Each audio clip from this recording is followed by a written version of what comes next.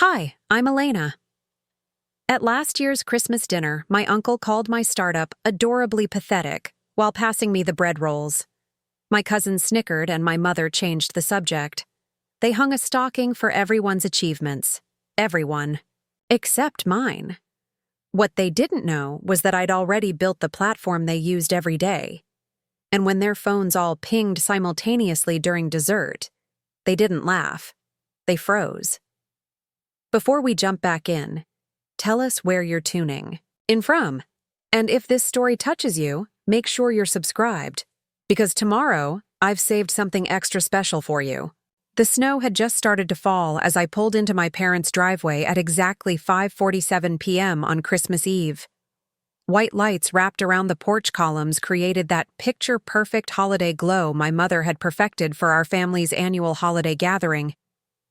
I sat in my car for an extra minute, watching my breath fog the window while gathering the strength to face them all again. I reached for the small gift bag on my passenger seat. Premium coffee beans for my father, a silk scarf for my mother, expensive whiskey for Uncle Robert, the family patriarch. Carefully chosen gifts designed to say, "I'm doing fine," without saying anything at all. The truth was, I was doing better than fine. But I'd stopped sharing that truth years ago when it became clear they weren't interested in hearing it. My phone buzzed with a notification. Jasmine, my business partner. Final numbers for Q4 just came in. We crushed it. Call me when you're free from family stuff. I smiled, then turned my phone to silent mode. Family stuff. That's what it had become. A performance to endure rather than a celebration to enjoy. I tucked my phone into my coat pocket and stepped out into the cold. The front door opened before I could knock. My mother stood there, perfectly coiffed in her emerald green dress, looking like she'd stepped out of a holiday magazine spread. "Elena, sweetheart, you're late," she said, kissing my cheek but not quite making contact. "Everyone's already here." "Sorry, Mom, traffic was—" "It doesn't matter. Come in before you let all the heat out. Your father just opened the good wine." I followed her through the foyer, past the family photos that chronicled my siblings' accomplishments in chronological order. Madison's law school graduation, Tyler's wedding, Madison's partnership ceremony, Tyler's first child, Madison's second, home purchase. My college graduation photo was there, small and slightly askew on the far edge of the wall. The living room hummed with conversation and laughter. The fireplace crackled, casting a warm glow across the faces of my extended family. Uncle Robert holding court near the bar cart. Aunt Patricia showing off photos of her recent Caribbean cruise. My cousins clustered around the newest addition to the family, Tyler's 6-month-old son. "Look who finally made it," my father announced, too loudly as I entered. All eyes turned to me. I felt my smile freeze in place. "Hi, Dad," I said, crossing the room to kiss his cheek. "Sorry I'm late." "No surprise there," Madison quipped from her spot on the couch. "Elena's always on her own schedule." Tyler laughed. "Remember when she missed my rehearsal dinner because of that emergency with her little website?" "It was a major security breach," I said quietly, accepting the glass of wine my father pressed into my hand. "I had to—" "Dinner's almost ready," my mother interrupted, placing a hand on my shoulder. "Elena, why don't you help me in the kitchen?" Madison set the table beautifully, and Tyler's wife made her famous sweet potatoes. I followed her to the kitchen, where the counters were covered with serving dishes and dessert platters. The air smelled of roasted turkey and cinnamon. "How are you really doing, sweetheart?" my mother asked, her back to me as she stirred something on the stove. "Have you thought any more about that marketing position Tyler mentioned? His company offers excellent benefits." I took a long sip of wine. "My business is doing well, Mom. Really well, actually. We just closed another round of—" "That's nice, dear," she said, cutting me off again. "But you know, at your age, stability is important. Madison was already a junior partner by 30. I'm 29, Mom. Exactly. She turned, wooden, spoon in hand. Time moves quickly. Before you know it, you'll be 40 and still tinkering with that app of yours. App. As if I'd spent the last 4 years building a game to count calories or find lost keys. As if MindLink wasn't revolutionizing how mental health resources were distributed to underserved communities. As if we hadn't just secured a partnership with 3 major healthcare networks. "Can I help with anything?" I asked instead of correcting her. She handed me a stack of cloth napkins. "Fold these into the water goblets, please, the way I showed you last year." Preparing and narrating this story took us a lot of time, so if you are enjoying it, subscribe to our channel. It means a lot to us. Now back to the story. I stood at the counter, meticulously folding each napkin into a fan shape, while my mother continued to talk about Madison's recent vacation to Aspen and Tyler's promotion. Not once did she ask about my business again. When we carried the final dishes to the dining room, everyone was already seated. The only empty chair was wedged between Uncle Robert and my mother's cousin Irene, who was partially deaf and spoke only of her various medical conditions. "There she is," Uncle Robert boomed as I took my seat. "Our little entrepreneur. How's that internet thing going? Making any real money yet?" Before I could answer, Tyler jumped in. "Dad's company is looking at acquisition targets in the tech space. Maybe they'll buy you out, sis. Put you out of your misery." Laughter rippled around the table. I unfolded my napkin and placed it in my lap. "We're actually not looking to sell," I said evenly. "Our last valuation was, who wants to say grace?" My father interrupted, extending his hands to either side. As we all joined hands and bowed our heads, I felt my phone vibrate in my pocket again. Probably Jasmine with more good news about our quarterly results. Or maybe Arjun, our CTO, with updates on our latest feature rollout. My real world, calling from outside this carefully constructed tableau of traditional success.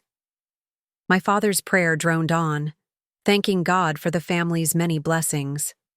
He mentioned Madison's recent pro bono case, Tyler's promotion, even cousin Beth's new Peloton. My contributions remained unmentioned as always. "Amen," everyone chorused.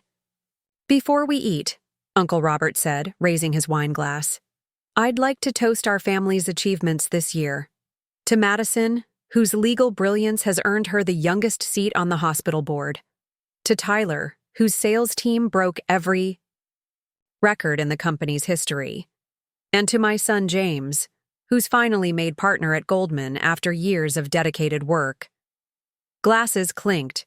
Congratulations echoed. I lifted my glass and smiled, the good student playing her part. "And to Elena," my mother added, almost as an afterthought. "Who keeps working on her? What do you call it, dear?" "MindLink," I supplied. "Yes, that. May next year bring you some real success, sweetheart." More laughter, softer but unmistakable.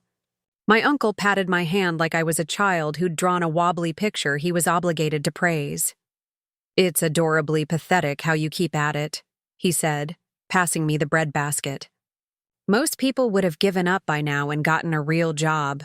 You've got gumption, I'll give you that." I accepted the rolls with a tight smile.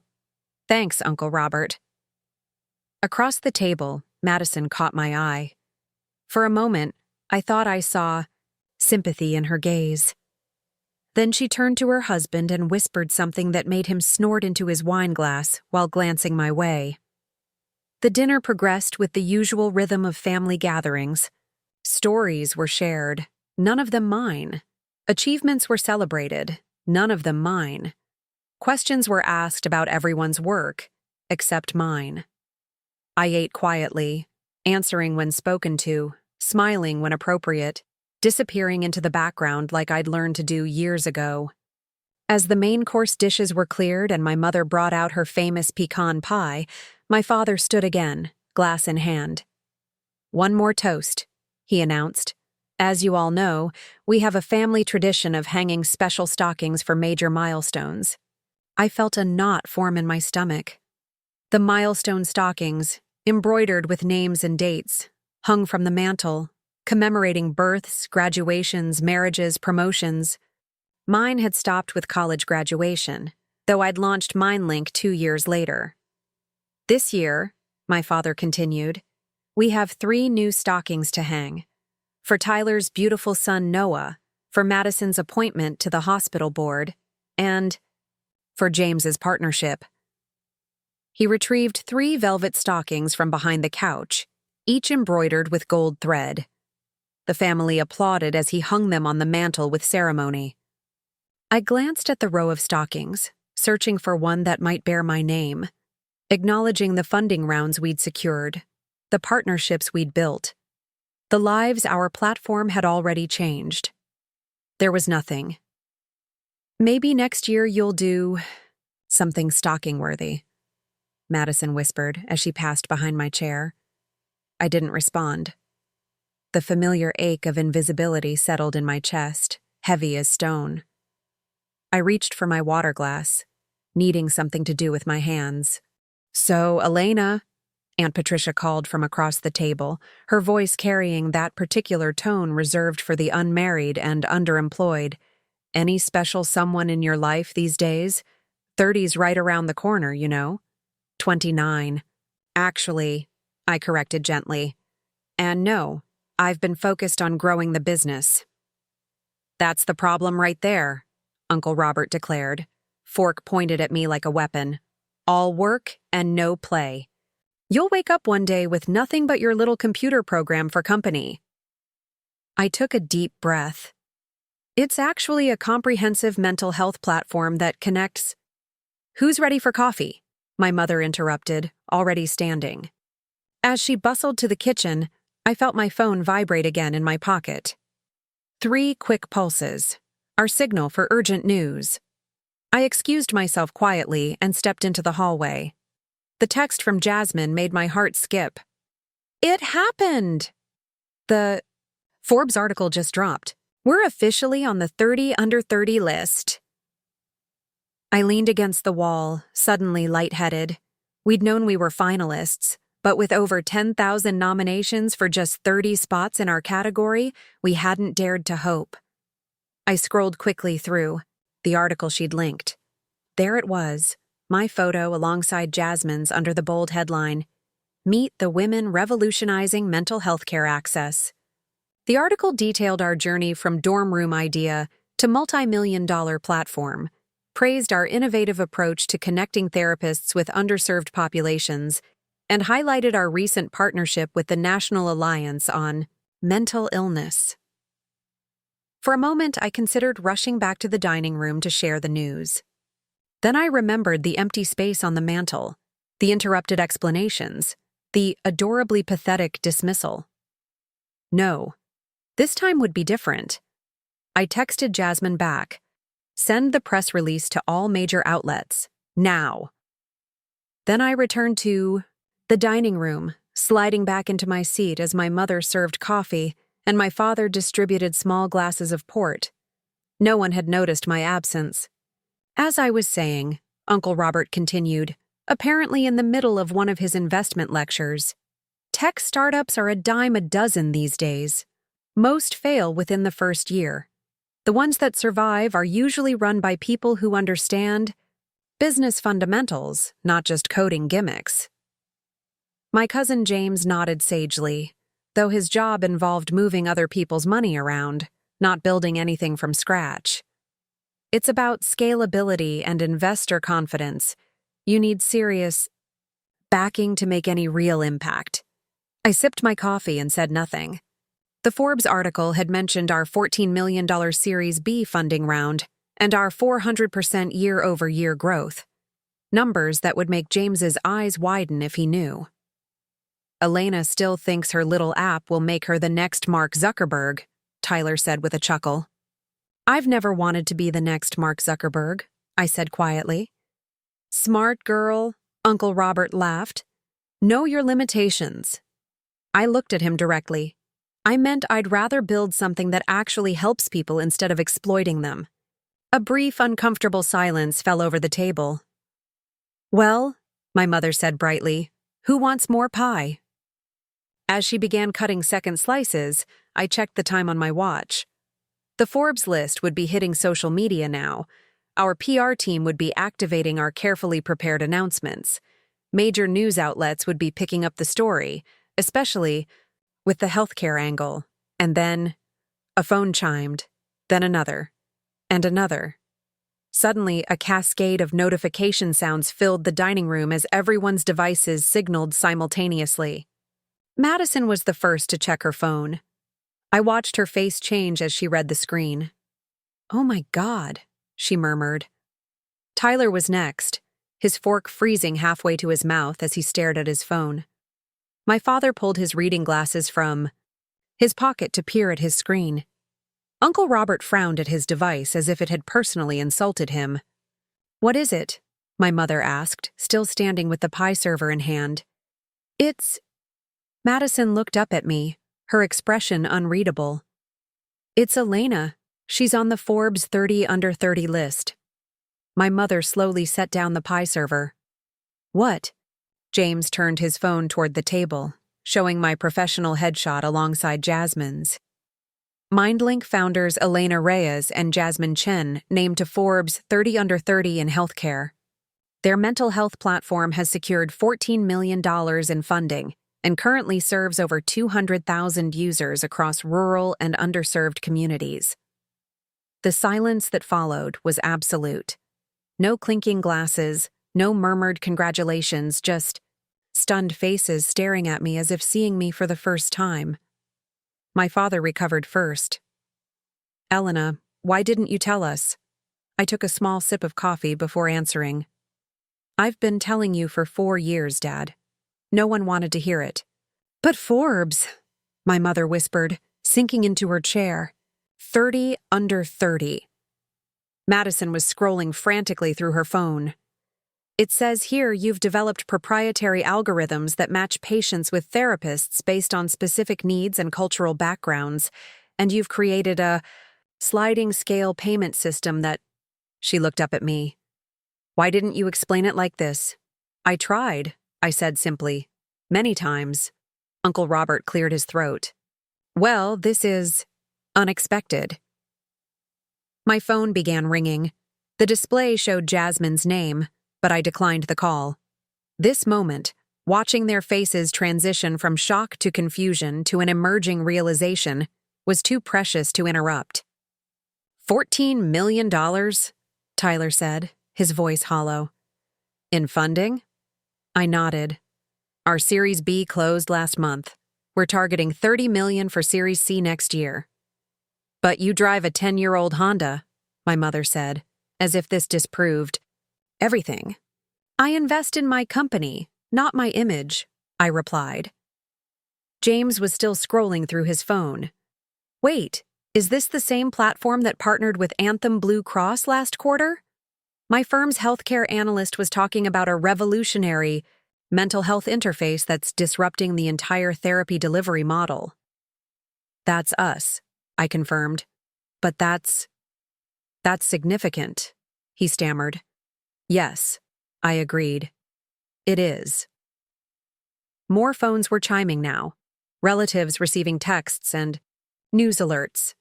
The Forbes list was making its rounds through social media, my name and face appearing on screens across the country. "I think," my father said slowly, standing up with his port glass in hand, "that we need a new toast, and perhaps a new stocking for the mantel." "Don't bother," I said, rising from my chair. The words came out softer than I expected, free of the bitterness I'd carried for years. "I don't need a stocking to validate what I've built." I walked to the coat closet in the hallway, retrieved my winter coat, and returned to the dining room doorway. They were all still seated, watching me with new eyes. "Thank you for dinner," I said. "I have an early flight tomorrow. Our team is ringing the opening bell at NASDAQ as part of the Forbes recognition." "You're leaving?" my mother asked, shocked. "But it's Christmas Eve. We haven't even opened presents." I smiled gently. "I've given you my present already. It's the opportunity to reconsider how you measure success and who you choose to listen to.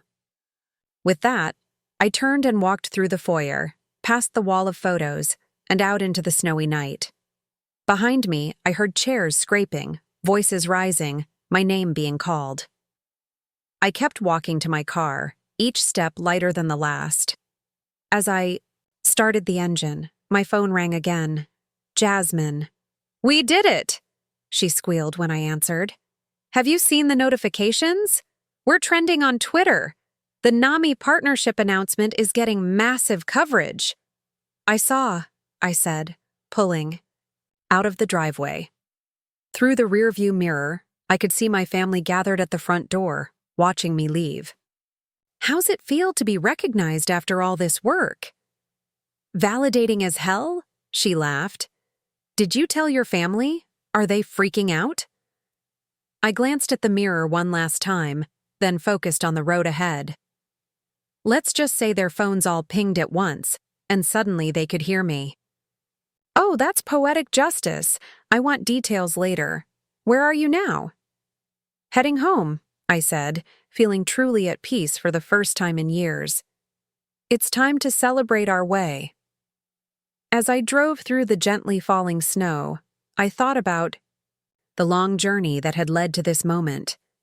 The ignored explanations at family gatherings, the dismissive comments about my little website, the suggestions to get a real job, the empty space on the mantle where my achievements should have been acknowledged. None of it mattered anymore. We had built something real, something meaningful, something that was changing lives every day. And now, finally, the world was taking notice. My phone began to light up with texts from family members. "Elena, please come back. We need to talk." "Dad, I had no idea your business was so successful."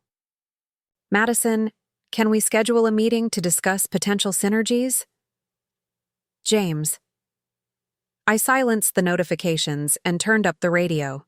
Christmas music filled the car, and I hummed along, smiling to myself. Tomorrow would bring interviews, photo shoots, congratulatory calls from investors and partners.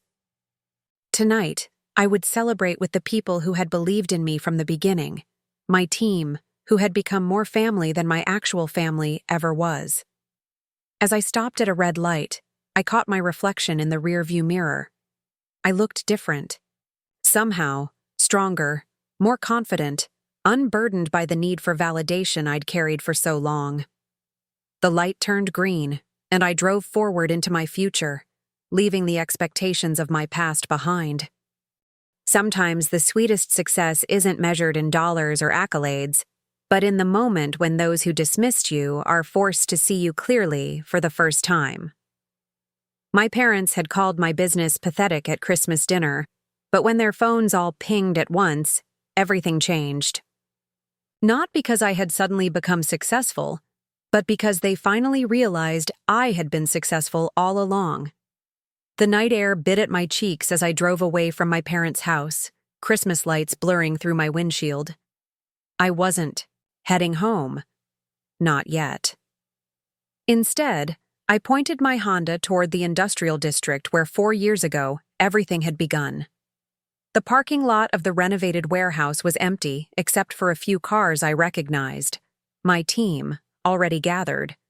Despite the holiday, as I killed the engine, I stared at the illuminated sign above the entrance.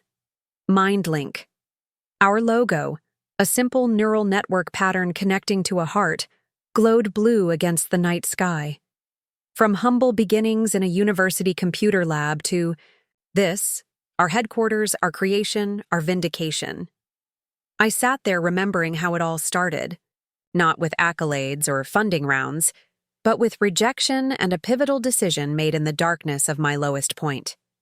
3 years and 7 months ago, I sat cross-legged on the floor of my studio apartment, surrounded by instant ramen cups and rejection emails. The air conditioning was broken, making the June heat nearly unbearable. Sweat gathered at my temples as I stared at my laptop screen, reading the latest "thanks but no thanks" from yet another potential investor.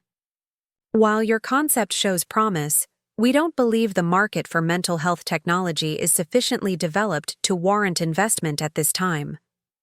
Translation: We don't think people care enough about mental health to make this profitable. It was the 12th rejection that month. My savings had dwindled to 2783s, barely enough for another 2 months of rent and ramen. My student loans loomed, their grace period nearly over. Madison had texted earlier that day asking if I'd reconsidered the entry-level marketing position her friend had offered. It's stable income, Elena. Stop being stubborn. My phone rang. My mother. I let it go to voicemail, then listened as her message filled the silent apartment. Elena, sweetheart, Dad and I are worried. Madison mentioned you turned down that marketing job. I know you're disappointed that your app idea didn't work out, but that's how life goes sometimes. Not everyone can be exceptional. There's nothing wrong with a normal job and a normal life. Call us back when you're ready to be realistic. I deleted the message, then opened my laptop again. On the screen was the prototype of MindLink. Clunky, basic, but functional. I'd built it after watching my college roommate struggle to find affordable therapy in our small university town. She'd eventually dropped out, moving back home where her depression went untreated because the nearest mental health provider was 2 hours away and didn't accept her insurance. The solution seemed so obvious to me. Connect patients with therapists via secure video conferencing, match them based on specific needs and cultural backgrounds, create a sliding scale payment system, implement text-based check-ins between sessions. Technology could bridge the gap between those who needed help and those who could provide it. I believed in it completely. No one else did. I closed my eyes, calculating how long my remaining money would last if I ate nothing but discount groceries, and worked out of the public library to save on electricity. Maybe 6 more weeks of development time. 6 weeks to either break through or break down. Enough, I whispered to the empty room. I'm not giving up. I grabbed my phone and texted Jasmine, my former classmate who'd expressed interest in the concept months earlier before taking a consulting job instead. Still want to revolutionize mental health care? I have 6 weeks of runway left. All in or nothing. 3 dots appeared, disappeared, appeared again. Then, you're insane. Meet me at Denny's in 20. Bring the prototype. That night, over lukewarm coffee and half-eaten pancakes, Jasmine and I mapped our strategy on paper napkins. She had $5,000 in savings she was willing to invest. I had my dwindling $2,083 and a conviction that bordered on obsession. Together, we had exactly enough to build a minimum viable product and target a small, specific demographic for our initial launch. College counseling centers overwhelmed by student mental health needs. If we can prove the concept works with universities, Jasmine said, circling a number on our makeshift business plan, we can approach healthcare systems next. And if it fails? I asked, voicing the fear that kept me awake at night. Jasmine shrugged. Then we'll be like every other startup that tried and failed. But Elena, she leaned forward, eyes intense. I don't think it will fail. The world needs this. We just have to make them see it. We worked nonstop. Days blurred into nights. I moved in with Jasmine to save on rent, sleeping on her couch and coding until my vision blurred.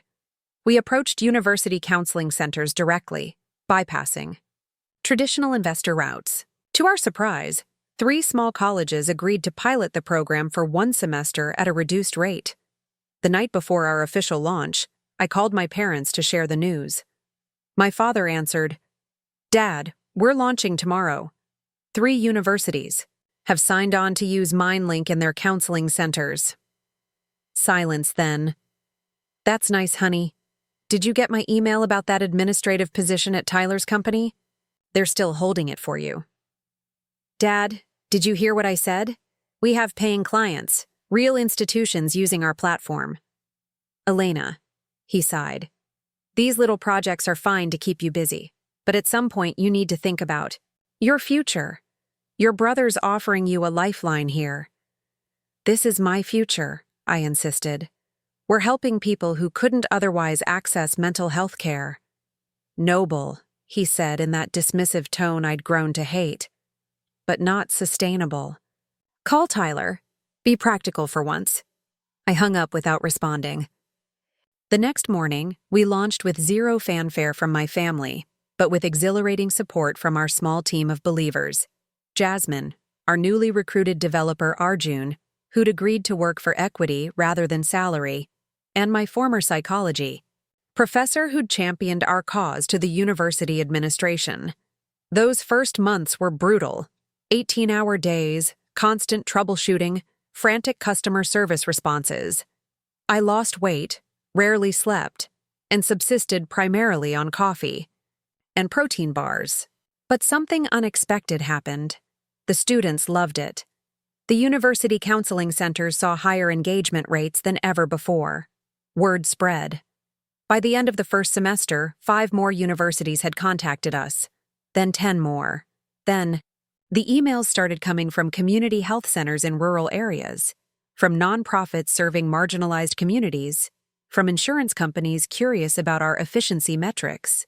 8 months after our launch, we secured our first significant investment, $500,000 from a healthcare-focused angel investor who'd lost his son to suicide after failed attempts to find appropriate mental health support. This could have saved him, he told us, eyes glistening as he signed the documents. Make sure it saves others. That money allowed us to hire a small team, move into actual office space, a converted storage room above a coffee shop, and expand our platform's capabilities. We added secure messaging, crisis intervention protocols, outcomes tracking, every feature born from real user needs, not market trends. At Thanksgiving that year, I arrived at my parents' house with actual progress to report. We had 15 employees, were serving 27 educational institutions, and had just begun a partnership with a small regional healthcare provider. I'd practiced my explanation, ready to help them understand what we were building. Instead, I listened to Tyler describe his new vacation home for 45 minutes. When I finally managed to mention our recent healthcare partnership, my mother nodded absently and asked if I'd met anyone special yet. Madison talked over my funding announcement to show photos of her renovated kitchen. My father changed the subject when I tried to explain our growth metrics. I stopped trying after that. Stopped sharing updates. Stopped explaining our mission. Stopped expecting them to care. At Christmas, when Uncle Robert asked how my internet hobby was going, I simply smiled and said, "It's coming along." When Madison suggested I apply for a PR position at her friend's firm, I thanked her for thinking of me. When my mother lamented my lack of a 401k, I assured her I was planning for the future. All the while, MindLink grew. 50 employees became 100. Our user base expanded from thousands to tens of thousands. We moved from the room above the coffee shop to half a floor in an office building, then to the entire floor, then to our current warehouse space when we needed room for our expanding engineering and support teams. Series A funding came 14 months in, $3. $2 million that felt like all the validation we'd ever need, until Series B closed at $14 million, and suddenly the healthcare industry was paying attention. Major publications started mentioning us in articles about innovation in mental health care delivery. Awards for social entrepreneurship appeared on our reception desk. Throughout it all, I lived simply. My 10-year-old Honda still ran fine. My apartment was modest. I invested everything back into the company. Not out of martyrdom, but because I genuinely believed in what we were building. Every dollar meant more people receiving care who otherwise wouldn't. Every feature enhancement meant more lives potentially saved. The personal toll was significant. Relationships remained casual and brief. I simply didn't have time for more. Friendships outside work faded as I missed gatherings, canceled plans, forgot birthdays. My world narrowed to MindLink and the mission we were pursuing. Some nights, alone in my apartment, I wondered if I was making the right sacrifices. Then I'd receive an email like the one that arrived 6 months ago. I'm writing to thank you for creating MindLink. I live in a town of 800 people in rural Montana. The nearest therapist is 93 miles away. I've struggled with PTSD for years after military service, but couldn't manage the drive, especially in winter. Through your platform, I've been working with a therapist who specializes in military trauma for the past year. Yesterday, I played catch with my son for the first time in 3 years without having a panic attack. I'm finding my way back to myself. Thank you for making that possible. Messages like that sustained me through the darkest moments of doubt, through the family gatherings where my work was dismissed, through the lonely nights when I questioned everything. Now, sitting in my car outside our headquarters on Christmas Eve, I pulled out my phone and reread that message. Then I tucked the phone away and walked to the entrance. Inside, holiday music played softly through the speakers. In our main collaboration space, I found them, Jasmine, Arjun, and the core team who'd been with us from the early days. They decorated a small artificial tree with ornaments fashioned from old circuit boards and paper clips. An impromptu potluck spread covered the conference table. "There she is," Jasmine called, raising a plastic cup of what looked like supermarket champagne. "The Forbes 30 Under 30 healthcare revolutionary." They cheered, these people who had believed when no one else would, who had worked holidays and weekends, who had taken pay cuts during tough months, who had never once suggested that what we were building was adorably pathetic. "How was the family dinner?" Arjun asked, handing me a cup. I took a sip before answering. "Enlightening." "That bad, huh?" Jasmine said, knowing me too well. "Actually," I smiled, "it ended better than expected." Their phones all went off at once with the Forbes announcement. You should have seen their faces. "Priceless," Jasmine laughed. "Wish I'd been there." "I'm glad you weren't," I said honestly. This is where I needed to be afterward, with the people who saw the vision before anyone else did. We toasted then, not to Forbes or funding rounds, or user metrics, but to the journey, to the nights spent debugging code until sunrise, to the pitch rejections that forced us to refine our message, to the users whose lives were changing because we refused to give up. Later, as we sat in a circle sharing stories and plans for the coming year, my phone began buzzing incessantly, text after text from family members who had suddenly discovered my value. I silenced it without looking. "Aren't you going to check those?" asked May, our head of user experience. I shook my head. "Not tonight. Tonight is for celebrating with the people who were there when it mattered." Around midnight, as the team began to disperse with promises to reconvene for the NASDAQ bell ringing, Jasmine pulled me aside.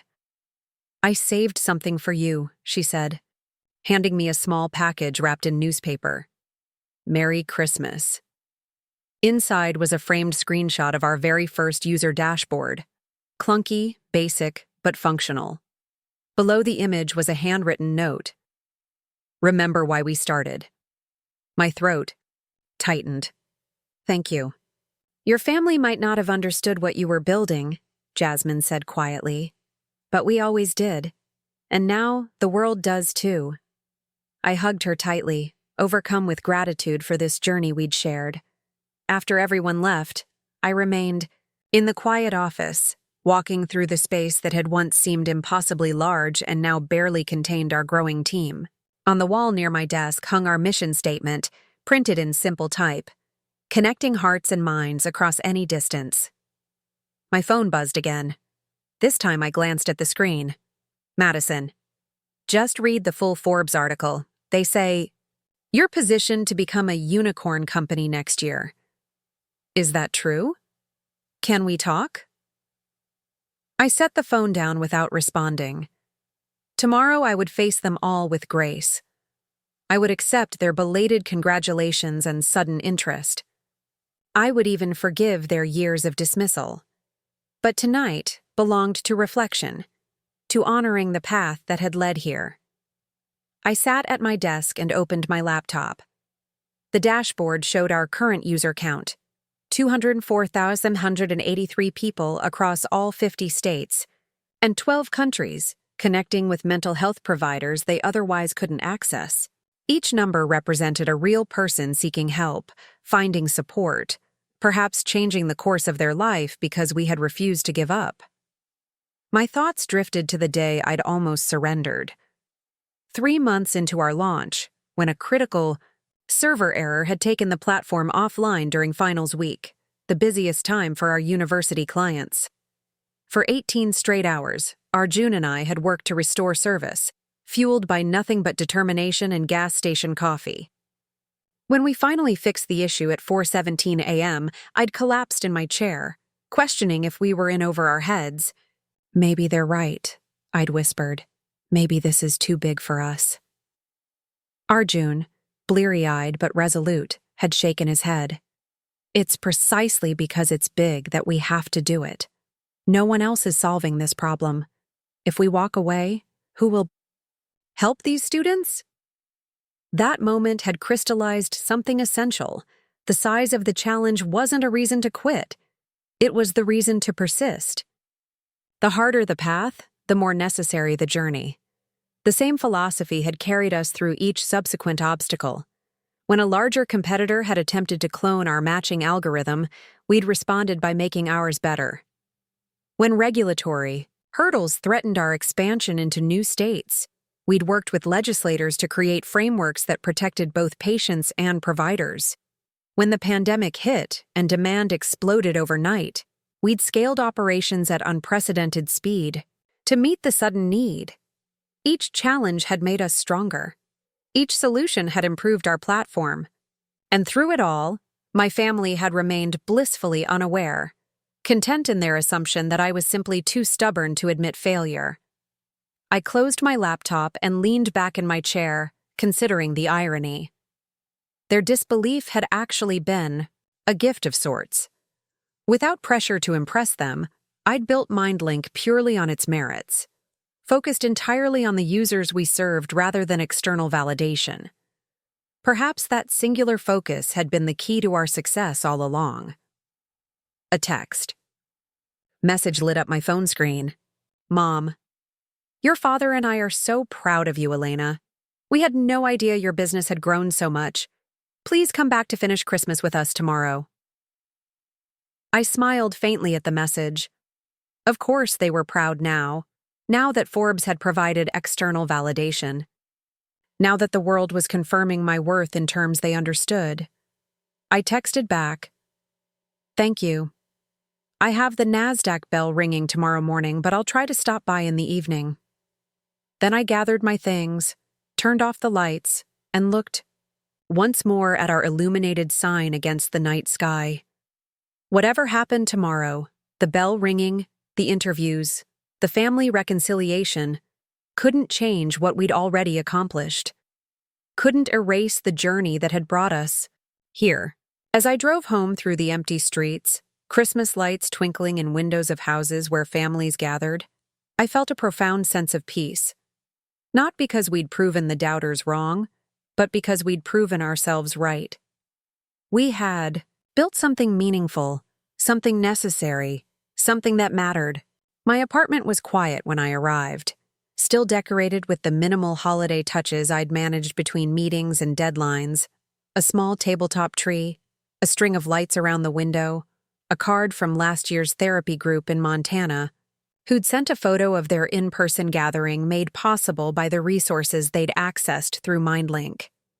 I placed Jasmine's gift on my bedside table, the framed screenshot a reminder of how far we'd come. Then I opened my laptop one last time to review my remarks for tomorrow's bell-ringing ceremony. The speech was brief, focused on our mission rather than our metrics. I'd written it weeks ago, before the Forbes announcement, before the family dinner, before the moment when all their phones had pinged simultaneously and changed everything. I added a new line at the end. Success isn't measured by recognition, but by impact. Build something that matters, and the world will eventually notice. As I drifted toward sleep, I thought about the young woman who had sat cross-legged on her apartment floor 3 years and 7 months ago, surrounded by rejection, emails and ramen cups, choosing to believe in her vision when no one else would. I wished I could tell her what was coming. The struggles, yes, but also the breakthroughs. The lives changed. The moment when a room full of doubters would stare at their phones in disbelief. Most of all, I wished I could tell her that the journey itself would be the reward. That the late nights and missed holidays and tight budgets would forge a resilience no family validation could ever provide. That she would build not just a successful company, but a community of believers who saw the world as it could be rather than as it was. Tomorrow would bring its own challenges and triumphs. The NASDAQ bell would ring. Cameras would flash. Family members would suddenly discover interest in the details they'd dismissed for years. But none of that would define us. We had already been defined by the choices made when no one was watching. By the persistence shown, when giving up would have been easier. By the commitment to a mission larger than ourselves. They had called my business pathetic at Christmas dinner. Then their phones had pinged with the news. But the real victory had happened long before. That moment, in every life touched, in every connection made, in every barrier broken between those who needed help and those who could provide it.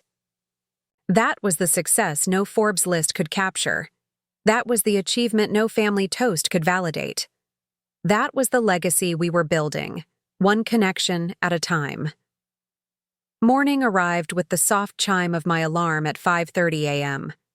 For a moment, I lay still, watching dawn's first light filter through my blinds, thinking about the day ahead. The NASDAQ bell ringing, the Forbes interviews, the inevitable family conversations. I rose and moved to the window, gazing at the city skyline just beginning to glimmer in the early light. Somewhere in those buildings, people were waking up, with access to mental health support they wouldn't have had 3 years ago. That thought centered me more than any accolade could. My phone buzzed on the nightstand, a text from my father. "We're all watching the bell-ringing ceremony online. So proud of our girl." Our girl, as if they'd been supporting me all along. I set the phone down without responding and stepped into the shower, letting hot water wash away the lingering tension from yesterday's dinner. As I dressed in the outfit I'd selected weeks ago, a tailored navy suit that projected confidence without ostentation, I caught my reflection in the mirror. I looked different somehow. Not because of the clothes or the professional blowout. I'd treated myself to yesterday, but something deeper. My eyes held a certainty that hadn't been there before. The Forbes recognition hadn't given me that. The journey had. At 6:45 a.m., a car service arrived to take me to the NASDAQ market site in Times Square. As we drove through the awakening city, I reviewed my notes one last time, then set them aside. The words that mattered couldn't be scripted. Jasmine was waiting when I arrived, impeccable in a red dress that complemented my blue suit. A visual strategy we'd planned months ago for maximum impact in photos. We'd learned that such details mattered in a world where perception often preceded understanding. "Ready?" she asked, squeezing my arm. "Beyond ready," I replied. Inside, the NASDAQ team briefed us on the ceremony.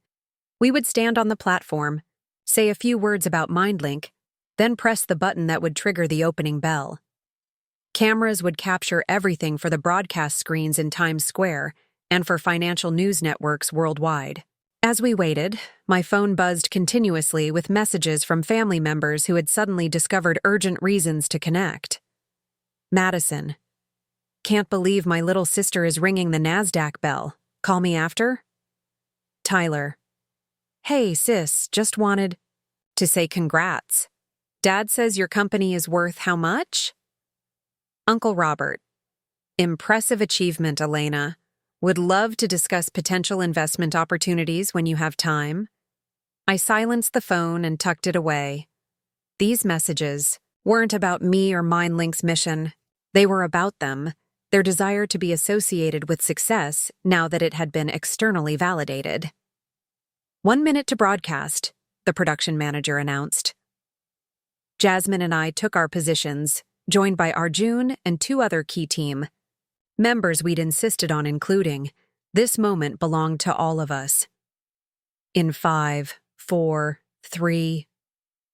The lights brightened, cameras focused. The NASDAQ host welcomed viewers to the opening bell ceremony featuring one of Forbes's 30 under 30 healthcare innovators, MindLink, a groundbreaking mental health platform connecting underserved communities with vital resources. When the microphone came to me, I set aside my prepared remarks and spoke from the heart.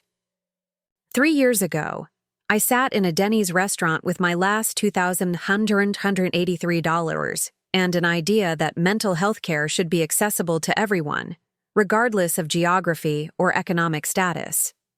Many people told me it was impractical, impossible, or insignificant. But some people, the ones standing here with me today, believed.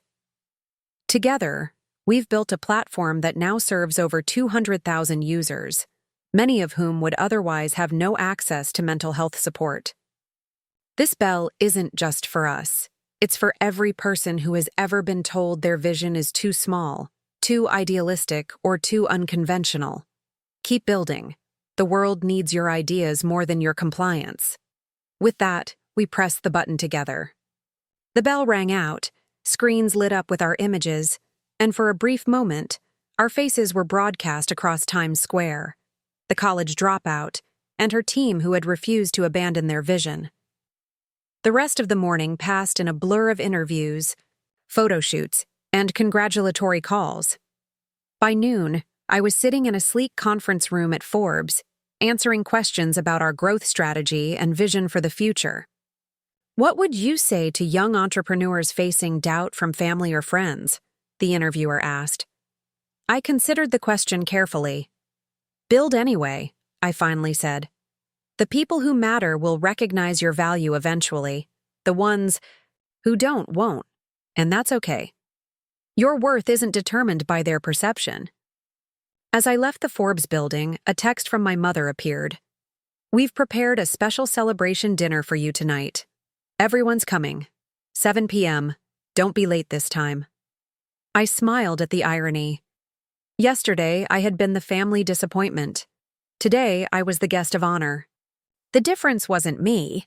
I was the same person with the same company and the same mission. The difference was their perception, now filtered through external validation.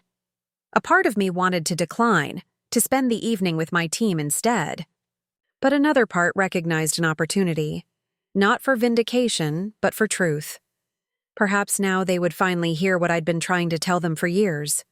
I texted back, I'll be there. The hours between interviews I spent at our office, touching base with the team and ensuring our systems were handling the increased traffic from the publicity. Our user signups had spiked 400% since the Forbes announcement. Each new registration represented someone reaching out for help, the metric that had always mattered most to us. At 6:45 p.m., I pulled into my parents' driveway for the second time in 24 hours. This time, the scene was markedly different. Extra cars lined the street. Lights blazed from every window. A hand-painted banner hung above the garage. Congratulations, Elena! I sat in my car for a moment, bracing myself for what was to come. Then I reached into my glove compartment and removed a small black leather portfolio, something I'd prepared months ago but never had reason to share until now. Inside the house, the atmosphere had transformed. Where yesterday there had been dismissive comments and distracted attention, today there was an almost frantic enthusiasm. Family members who had barely acknowledged me now rushed to greet me, with hugs and exclamations. There she is! Uncle Robert boomed, approaching with arms wide. The family genius! My mother embraced me, whispering, We're so proud, sweetheart. Everyone's been calling all day.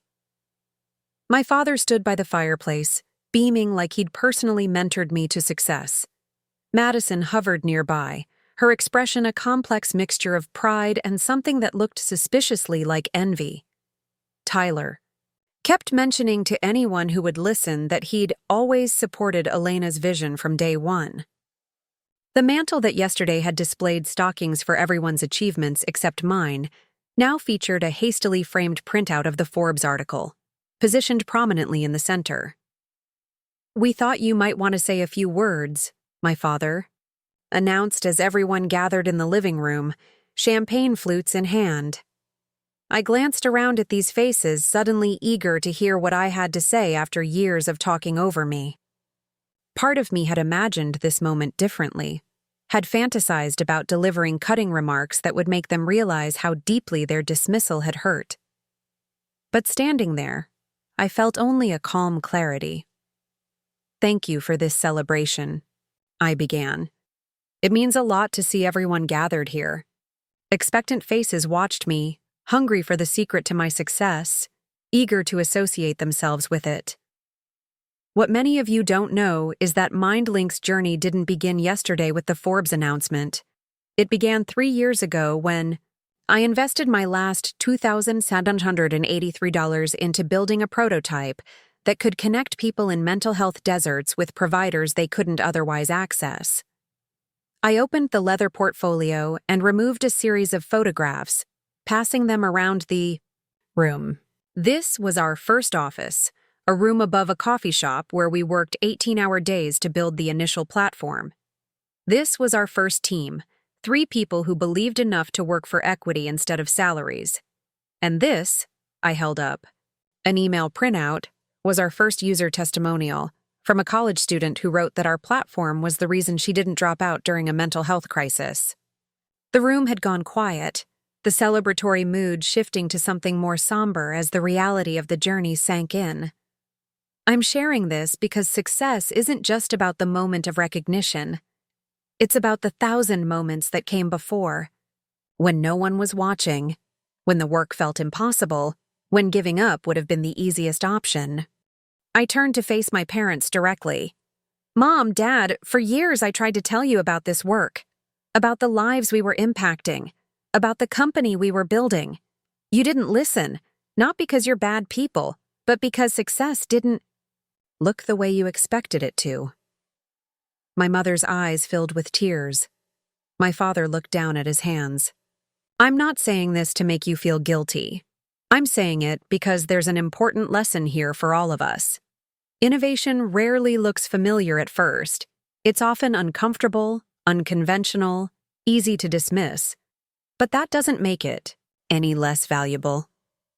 I removed one final item from the portfolio, a sheet of paper I'd printed that morning. This is MindLink's impact report from the past year. 27,000 people in rural communities connected with mental health providers for the first time. 14,000 college students continued their education rather than dropping out during mental health crises. 8,000 veterans accessed PTSD-specific therapy they couldn't reach locally. I set the paper on the coffee table. These numbers matter more than Forbes lists or stock valuations. These are the metrics that kept me going when my own family thought what I was building was, in Uncle Robert's words, adorably pathetic. Uncle Robert had the grace to look embarrassed. "But here's the thing," I continued, my voice softening. "We all do this. We all judge value through familiar lenses, dismissing what we don't immediately understand.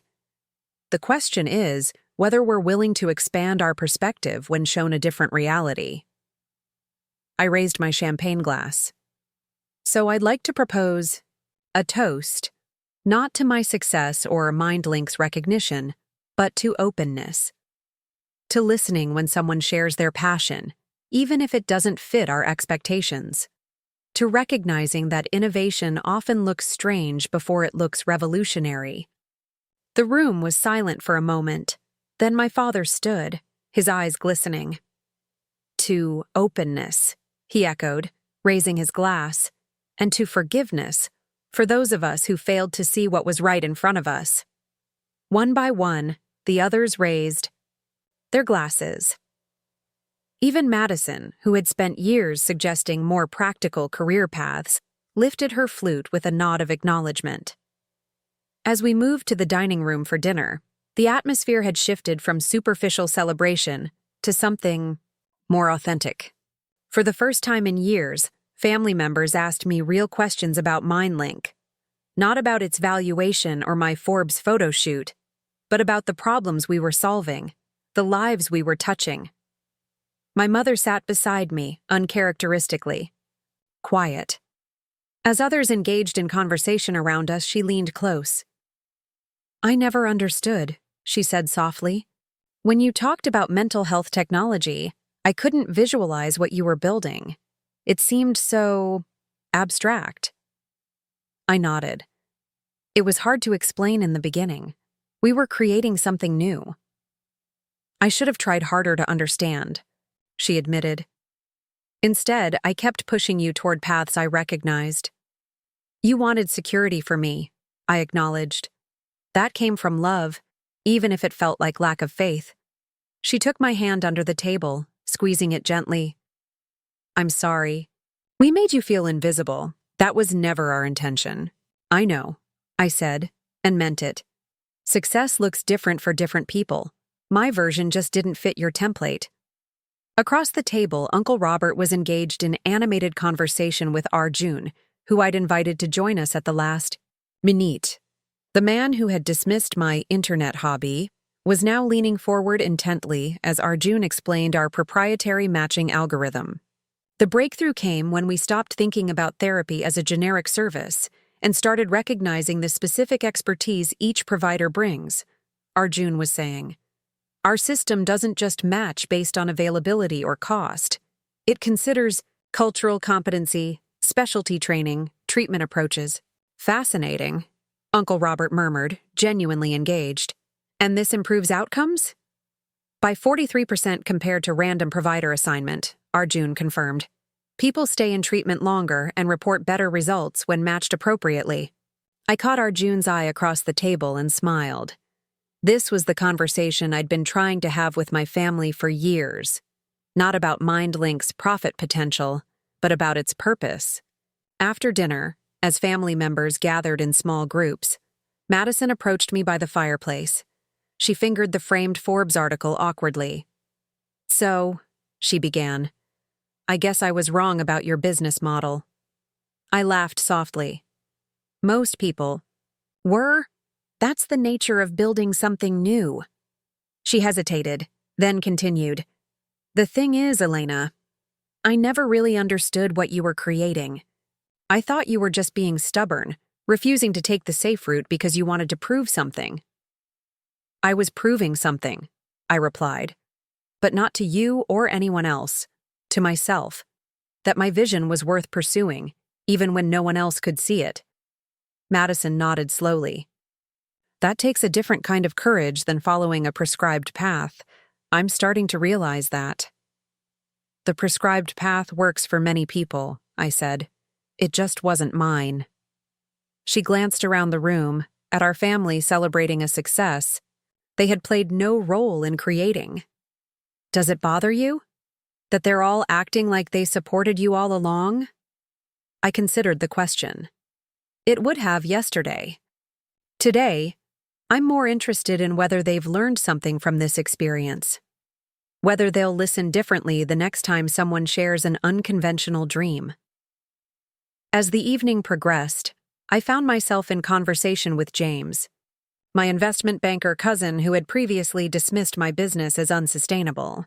Now he was asking thoughtful questions about our expansion strategy and user acquisition costs.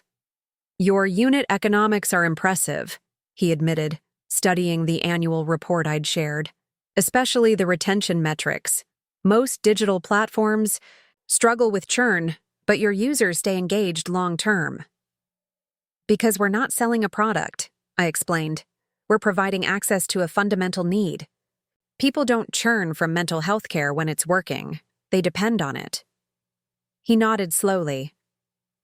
"I misjudged the model. When you described it years ago, I was thinking of it as a tech play, not a healthcare infrastructure solution." "Most people did," I acknowledged. "That's why traditional investors didn't get it initially. They wanted another social media platform or delivery app, something with familiar patterns.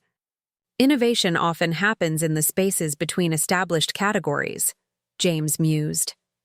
I'll remember that next time I evaluate an unusual proposition. By the time dessert was served, the conversation had evolved beyond congratulations to genuine engagement with MindLink's mission.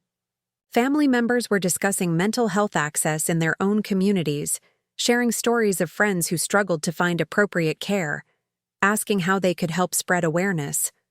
My father stood at the head of the table, dessert plate in hand, looking thoughtful. I owe my daughter an apology, he said, his voice carrying across the room. Conversations quieted as attention turned to him. For years, Elena tried to tell us about the important work she was doing. I didn't listen. Not really. I heard her words but filtered them through my own limited understanding of success. He turned to face me directly. Yesterday at this table, we celebrated achievements we recognized: sales targets, property acquisitions, promotions within established companies. We had no category for what Elena was building, so we diminished it. That was our failure, not hers. The room was silent as he continued. True innovation challenges our assumptions. It makes us uncomfortable because it doesn't fit our existing frameworks. Elena, I'm sorry we couldn't see beyond our own paradigms to recognize the value of your vision. I'm even more sorry that it took external validation for us to acknowledge what you've been achieving all along. I hadn't expected this, had prepared myself for superficial celebration, not genuine reflection. The knot of tension I'd carried for years began to loosen. Thank you, Dad, I said simply. He raised his glass. To my daughter Elena, who taught me that the most important achievements are often the ones we don't immediately understand. May we all learn to listen better and judge less. As glasses clinked around the table, I felt a sense of closure I hadn't anticipated. This wasn't about vindication or proving my worth. It was about growth, theirs and mine. About learning. To move beyond limited perspectives towards something more expansive. Later, as the gathering began to disperse, I stepped outside onto the back porch for a moment of quiet. The night was clear, stars visible despite the city lights, the air crisp, with winter's promise. My phone buzzed with a text from Jasmine. How's the family victory lap? Unbearably smug or surprisingly bearable? I smiled and typed back, actually, healing in an unexpected way. The door opened behind me, and my father stepped out, offering a cup of coffee. I accepted it gratefully, warming my hands around the mug. You've built something remarkable, he said after a moment of companionable silence. Not just the company, but the person you've become in the process. I glanced at him, surprised by the insight. The Elena who left here yesterday when our phones pinged. She's different from the daughter I thought I knew. Stronger, clearer, more certain of her path. That happened gradually, I said, through all the challenges and choices that built MindLink. He nodded. Creation shapes the creator. I understand that now. We stood together in the darkness, watching our breath form clouds in the cold air. I keep thinking about all those family dinners, he continued. All those times you tried to tell us what you were building, and we changed the subject or offered unwanted advice. How frustrating that must have been. It was, I acknowledged. But it also forced me to find validation from the work itself rather than external approval. That turned out to be a gift, though I didn't recognize it at the time. He turned to face me directly. Well, I'm listening now. Really listening. Tell me about MindLink, not the valuation or the Forbes recognition, but why it matters to you. And there, on the back porch of the house where I'd felt invisible for so long, I finally told my father the story of MindLink as I'd always wanted to tell it, beginning with my college roommate's struggle, continuing through each breakthrough and setback, ending with the lives being transformed daily by increased access to care. He asked real questions. He listened without interrupting.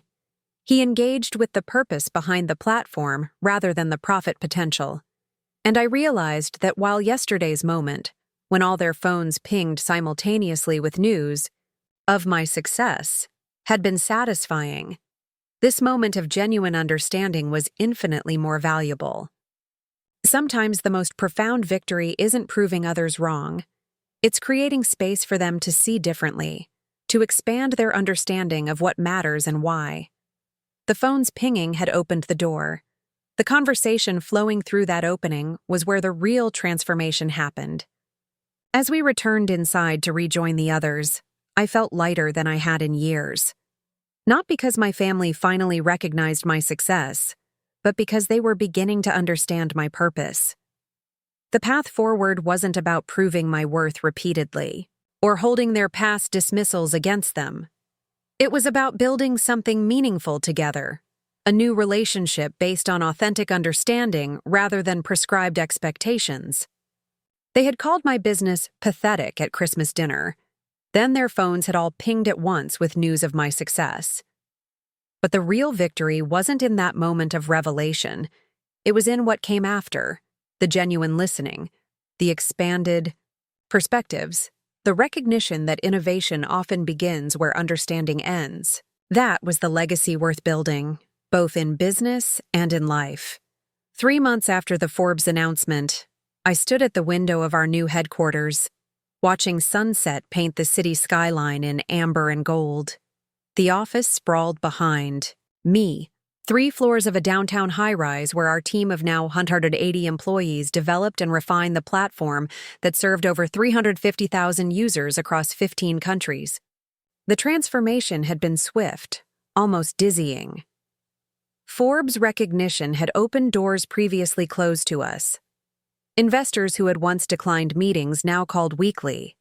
Healthcare systems that had ignored our outreach now pursued partnerships.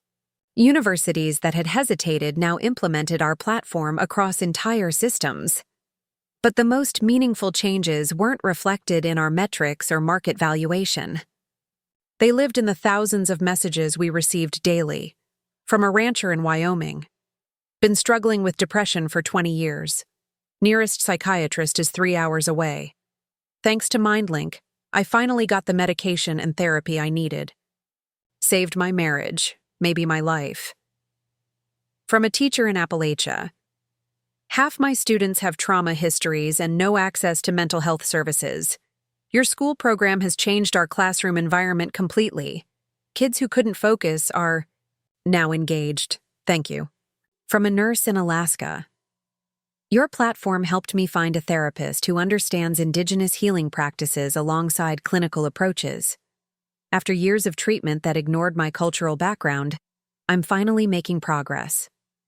These stories sustained me through 16-hour days and 3 a.m. crisis calls. They validated what I'd known from the beginning. Accessible mental health care wasn't just a good business model. It was a fundamental human need. Impressive view, came a voice. From behind me. I turned to find Madison in the doorway of my office, elegantly dressed in her attorney attire, looking slightly out of place among our open-concept workspace and casual tech atmosphere. Thanks for coming, I said, gesturing to the sitting area, where coffee waited.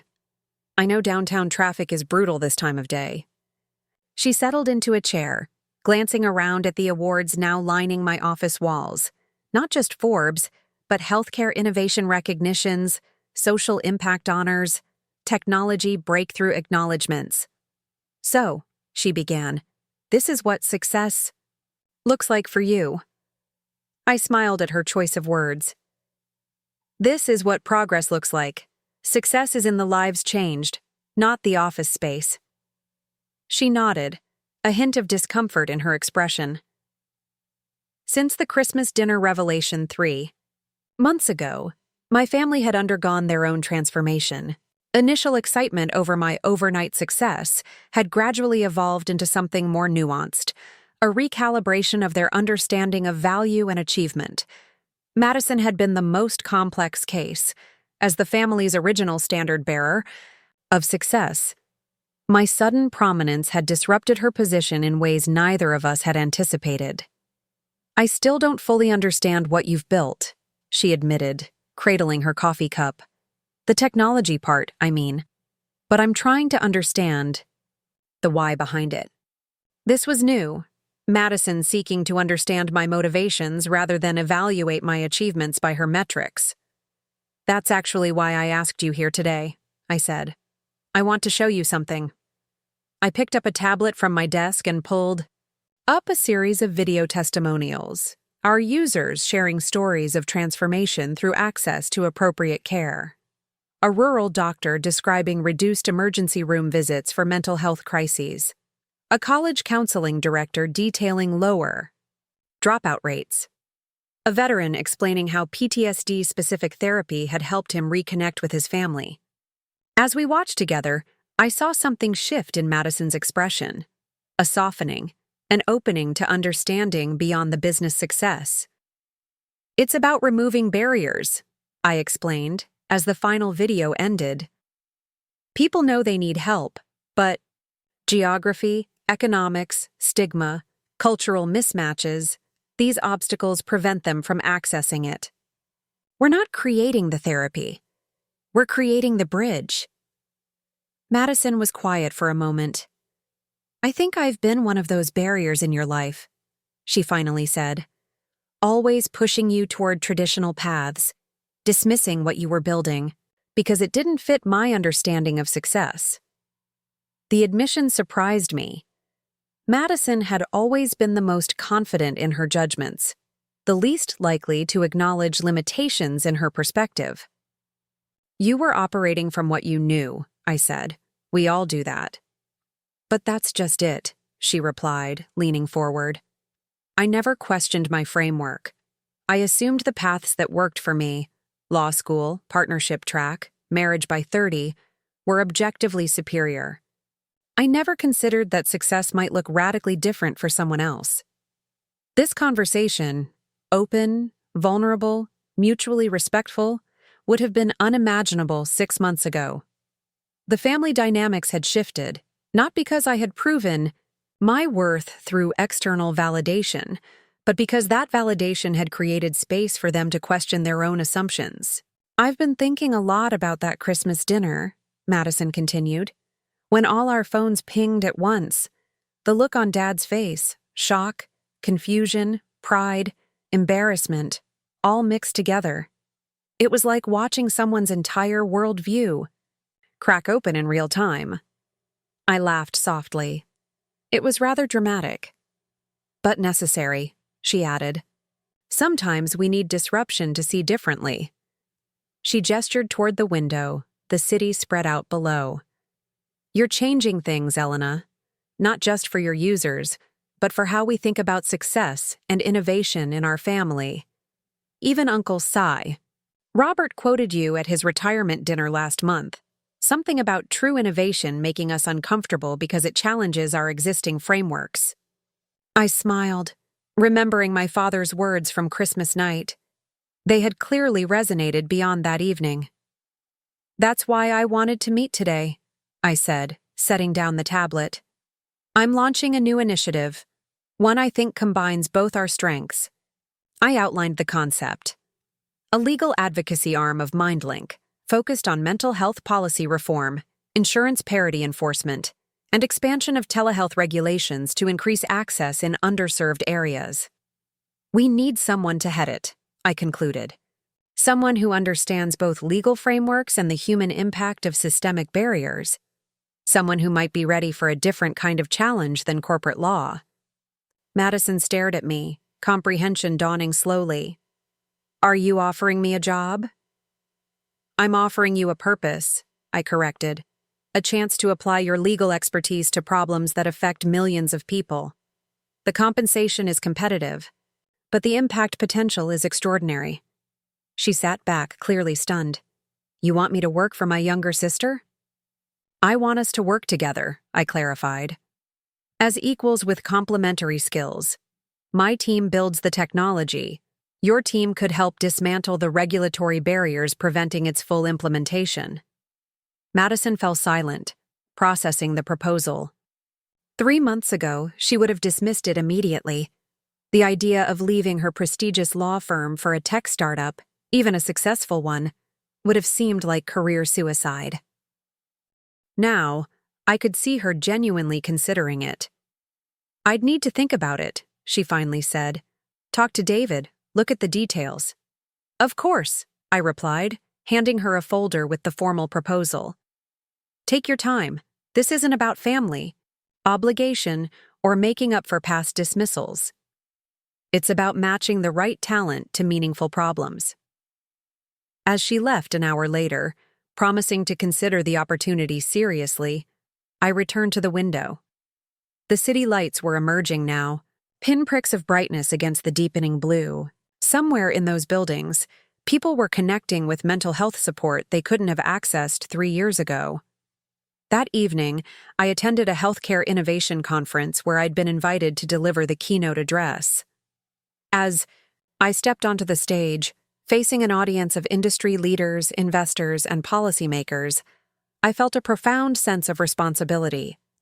This platform, not just MindLink, but the attention now directed toward our work, was a tool for changing systems, not just individual circumstances. Innovation, I began, is often mistaken for invention, creating something entirely new. But the most powerful innovation frequently comes from connection, linking existing resources in new ways to serve unmet needs. I shared MindLink's journey, focusing not on the company's growth metrics, but on the systemic problems we were addressing: the geographical maldistribution of mental health providers, the financial barriers preventing access, the cultural mismatches reducing treatment effectiveness. The technology is important, I acknowledged, but it's ultimately just the vehicle. The true innovation is in reimagining how care can be delivered, who can access it, and how we measure success. After the speech, during the reception, I found myself surrounded by healthcare executives eager to discuss potential partnerships. 3 years ago, I had sent hundreds of unanswered emails to people like these, seeking just 5 minutes of their time. Now they lined up to speak with me. "Your platform could revolutionize our rural outreach," said the CEO of a major hospital system. "We need to integrate something like this into our employee wellness program," added the human resources director of a Fortune 500 company. "Would you consider an international expansion?" "The need in developing countries is immense," suggested a global health foundation representative. I engaged with each conversation thoughtfully, evaluating potential partnerships against our core mission. The validation was gratifying, but I remained acutely aware of how quickly attention could shift in our hyper-connected world. Yesterday's innovation sensation could become tomorrow's cautionary tale. Sustainable impact required more than momentary recognition. As the event wound down, I checked my phone to find a text from my father. "Saw your speech live-streamed. Finally. Understand what you've been trying to explain all these years. So proud doesn't begin to cover it." The message touched me deeply, not because I still needed his approval, but because it represented genuine understanding rather than superficial pride in externally validated success. My phone rang as I was leaving the venue. Jasmine, calling. From our San Francisco office where she'd been meeting with potential West Coast healthcare partners. "You won't believe this," she said, excitement evident in her voice. "The governor's office just called. They want to pilot MindLink across all state university counseling centers as a model program. Full funding, executive support, potential to expand to community colleges if the metrics look good." "That's incredible," I replied, flagging down a taxi. "What prompted this?" "Apparently, the governor's daughter is a college sophomore who used MindLink through her university's limited pilot. She told him it was the only reason she made it through her first year." I leaned back in the taxi seat, momentarily overwhelmed. Another life touched, another door opened, another opportunity to expand access. "There's more," Jasmine continued. "The White House Office of Science and Technology Policy wants us to participate in their Mental Health Innovation Roundtable. next month. This could influence federal telehealth policy.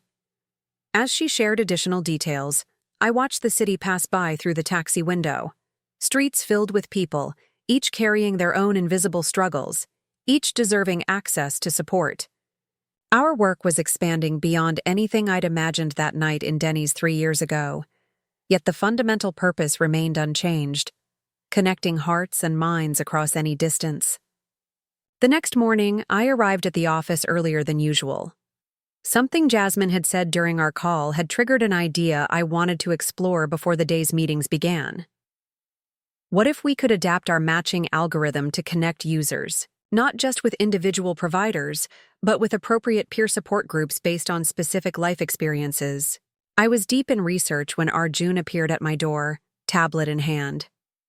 "Sorry to interrupt your flow state," he said, "but you need to see this." He handed me the tablet, open to a major business publication. The headline made my stomach drop. Mental health tech bubble.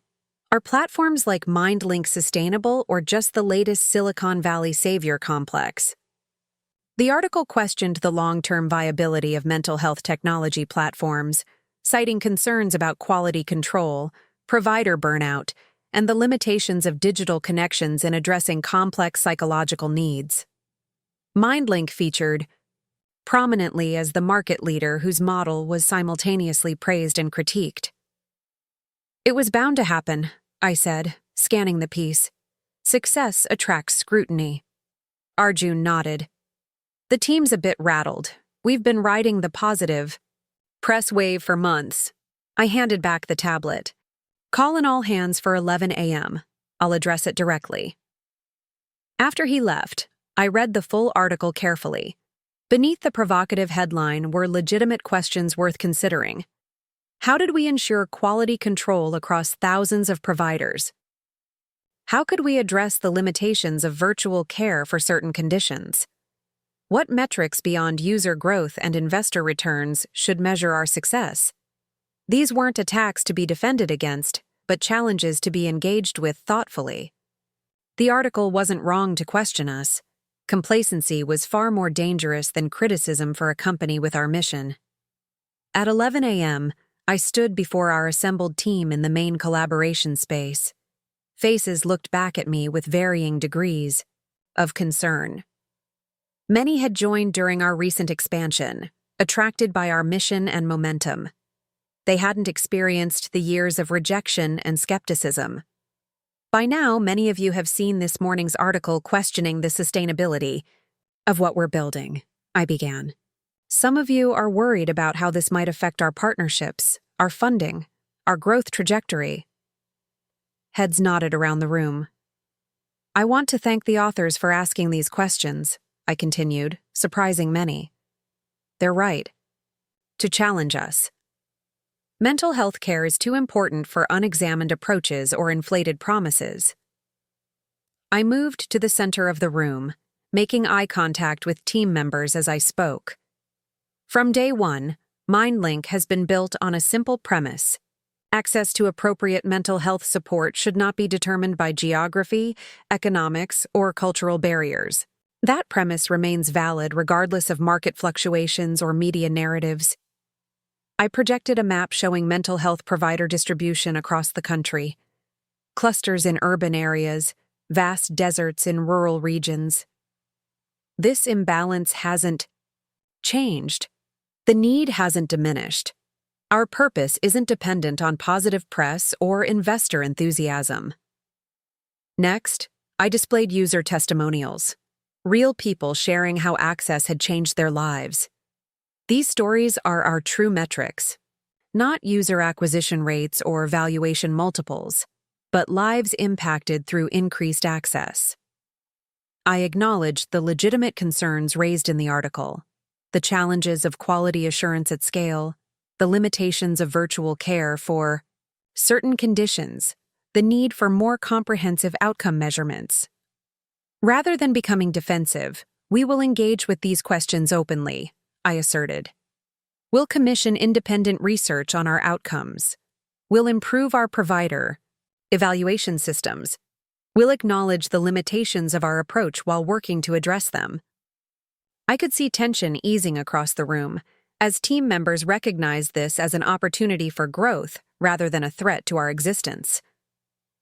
When we started, everyone told us what we were building was impossible, impractical, or insignificant, I reminded them. Now that we've proven its value, they're asking if it's sustainable. That's progress.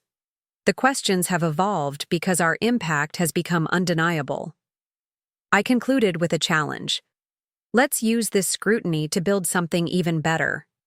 A platform that not only connects people with care, but continuously improves the quality of that care through rigorous evaluation and constant innovation. As the team dispersed after the meeting, energized rather than demoralized by the challenge, Jasmine lingered behind. "That's why you're the visionary," she said with a smile. "You just turned a potential crisis into a growth opportunity." I shook my head. I just remembered something essential. Legitimate questions make us better. It's only the dismissive ones we need to ignore. Later that afternoon, I received an unexpected email from the author of the critical article. He requested a meeting to discuss the questions he'd raised and hear our perspective on addressing them. Instead of declining or delegating, I agreed to meet him personally.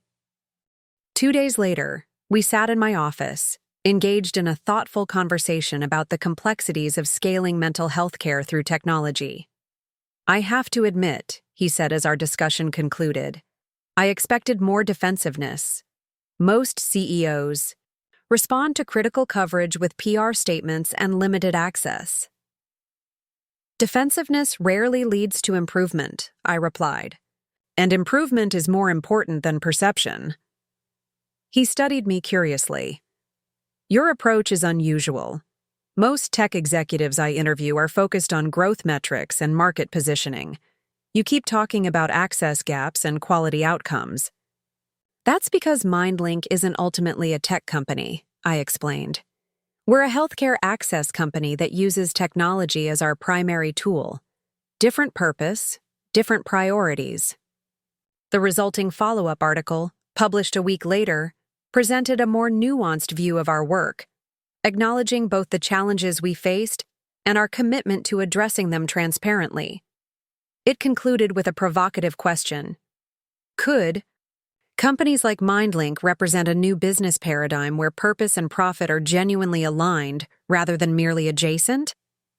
The article sparked industry-wide conversations about measurement, accountability, and impact in healthcare technology.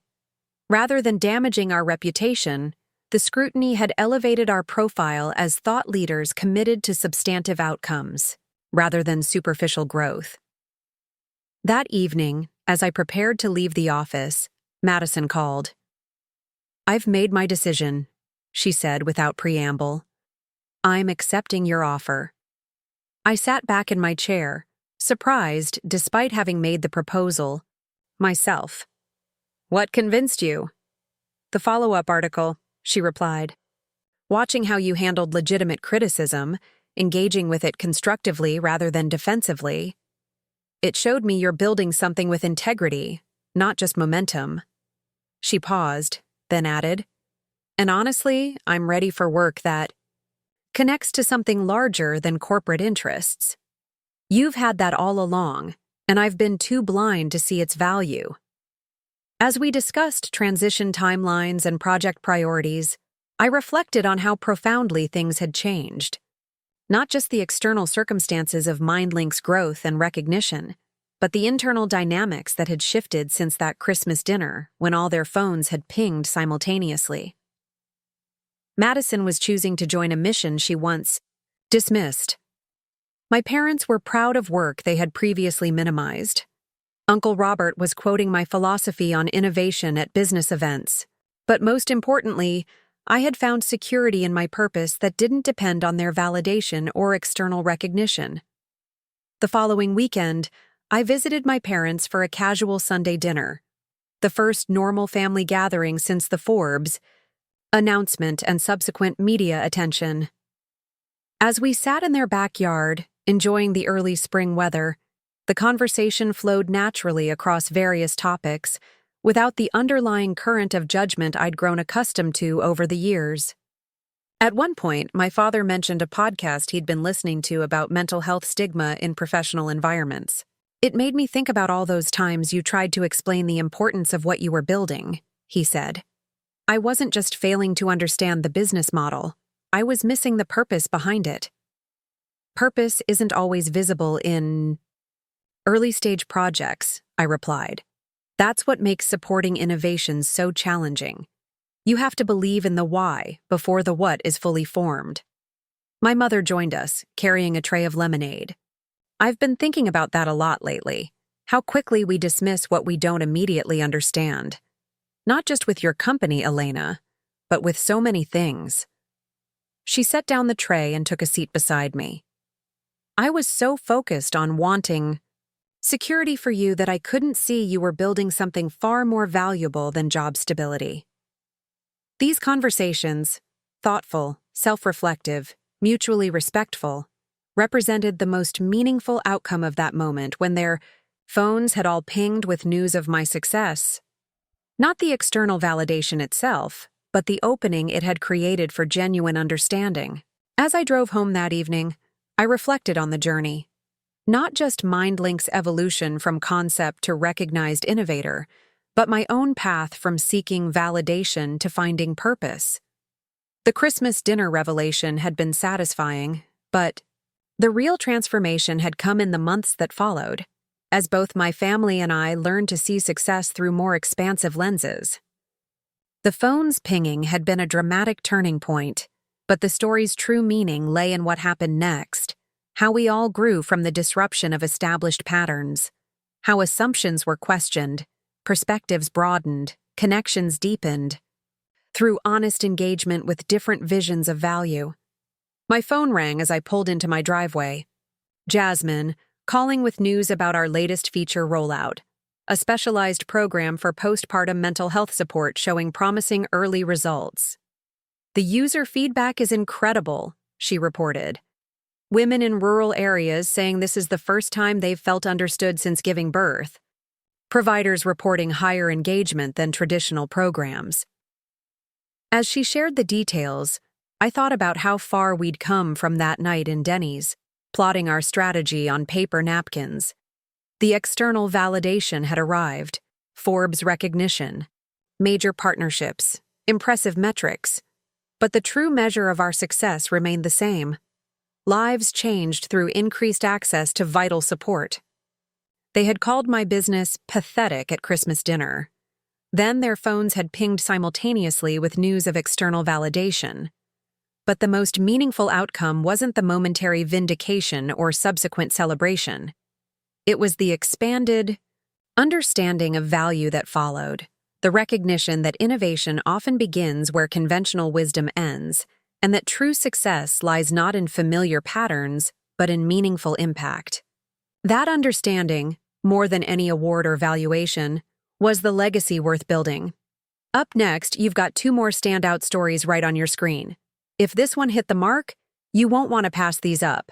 Just click and check them out. And don't forget to subscribe and turn on the notification bell so you don't miss any upload from us.